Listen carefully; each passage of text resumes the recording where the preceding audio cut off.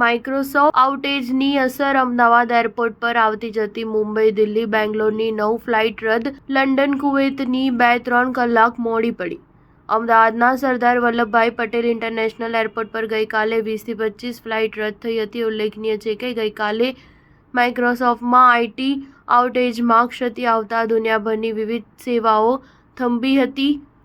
એમાં ખાસ કરીને એરલાઇન્સ, બેન્કિંગ સેવા, ticket booking, web check-in, boarding pass વગેરે સેવાઓ થંભી ગઈ હતી. એને લીધે સૌથી વધુ હવાઈ મુસાફરો પરેશાન થયા હતા. આ ઉપરાંત મુસાફરો એરપોર્ટ પર ચેક-ઇન ન કરી શકતા. ફ્લાઇટ પણ એના નિશ્ચિત સમયના ઘણા સમય બાદ જ ટેક ઓફ થઈ રહી હતી. આજે પણ માઇક્રોસોફ્ટ આઉટેજની અસર હવાઈ મુસાફરી પર જોવા મળી રહી છે. આજે અમદાવાદ એરપોર્ટથી આવતી જતી મુંબઈ, દિલ્હી, બેંગ્લોરની 9 ફ્લાઇટ રદ થઈ છે, જ્યારે લંડન, કુવૈતની ફ્લાઇટ 2 થી 3 કલાક મોડી પડી હતી. ગઈકાલે દુનિયાભરની ફ્લાઇટને અસર થઈ હતી, જેને પગલે આજે લંડનથી અમદાવાદ આવતી એર ઇન્ડિયાની ફ્લાઇટ 2 કલાક, જ્યારે કુવૈત સિટીથી અમદાવાદ આવતી ઇન્ડિગો એરલાઇન્સની ફ્લાઇટ 3 કલાક મોડી પડી હતી. સાઉદી અરેબિયાના જેહાદથી અમદાવાદ આવતી ઇન્ડિગો એરલાઇન્સની ફ્લાઇટ 4 કલાક કરતાં પણ વધુ સમય માટે મોડી પડવાની શક્યતા છે. આ ઉપરાંત અત્યાર સુધીમાં